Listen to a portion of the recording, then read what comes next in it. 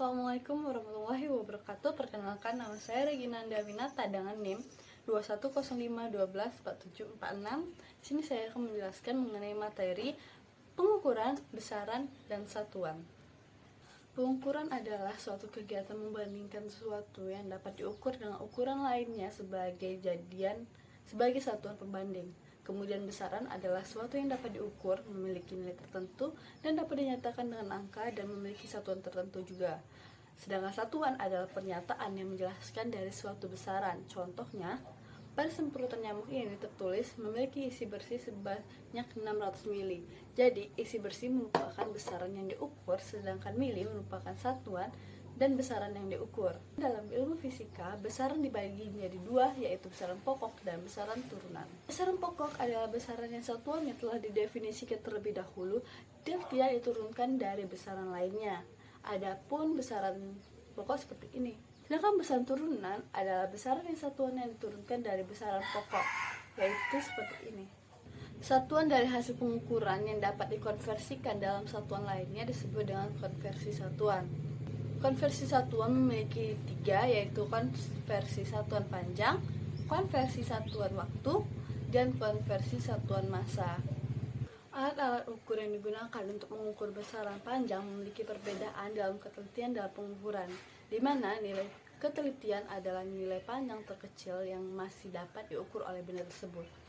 Yang pertama adalah penggaris. Penggaris digunakan untuk mengukur panjang benda dengan skala terkecil 1 mm atau 0,1 cm.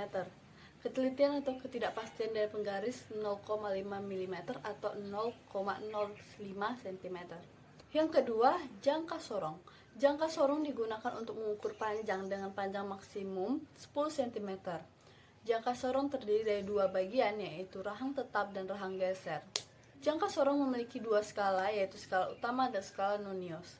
Yang ketiga ada mikrometer sekrup. Mikrometer sekrup digunakan untuk mengukur panjang dengan panjang benda maksimum hingga 25 mm.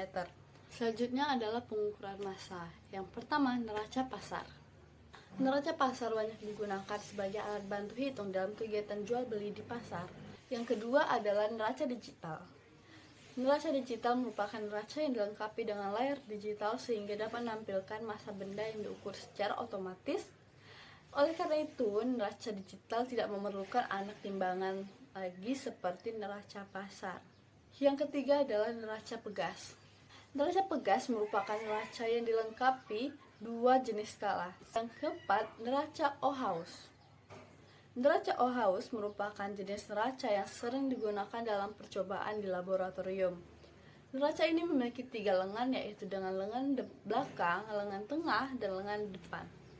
Pada setiap lengannya terdapat anting pemberat yang dapat digeser, dan anting pemberat ini digeser supaya mendapatkan posisi lengan dan massa pada piringan yang seimbang. Alat ukur waktu yang umum digunakan adalah stopwatch. Terdapat dua macam stopwatch, yaitu stopwatch analog dan stopwatch digital.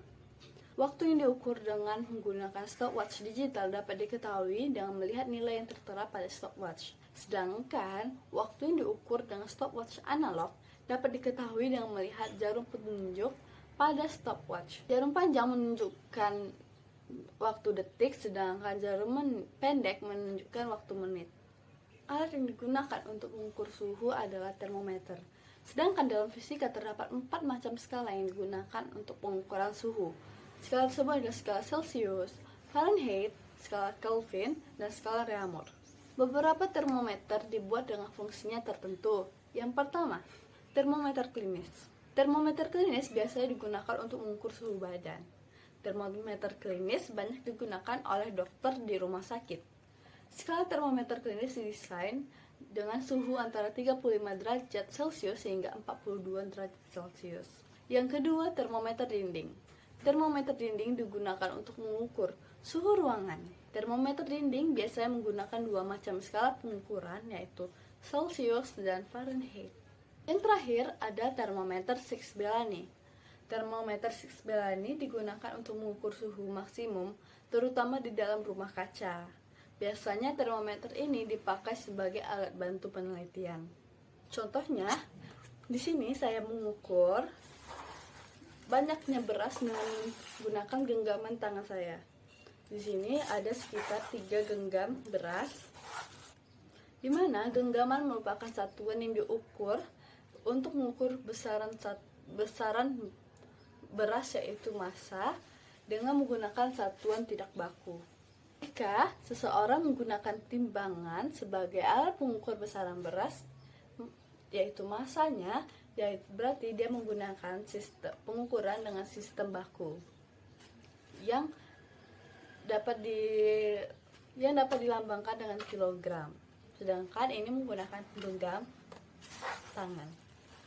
Yang lainnya misalnya saat sedang sekolah atau mengerjakan tugas dari guru, penggunaan penggaris sebagai alat ukur untuk menentukan besaran panjang. Misalnya pada penggaris ini sepanjang 15 cm digunakan untuk mengukur panjang dari kotak pensil ini, di mana kotak pensil ini memiliki panjang sebesar kurang lebih 18 cm. Selain itu, dokter juga menggunakan alat ukur termometer untuk menentukan besaran suhu temperatur pada tubuh pasiennya. Dan dalam pembelajaran kimia, penggunaan alat ukur pipet tetes atau alat gelas ukur sebagai alat untuk menentukan suatu volume dari cairan yang digunakan. Baiklah, sekian penjelasan dari saya. Apabila ada kesalahan, mohon dimaafkan. Wabillahi taufiq wal hidayah. Wassalamualaikum warahmatullahi wabarakatuh.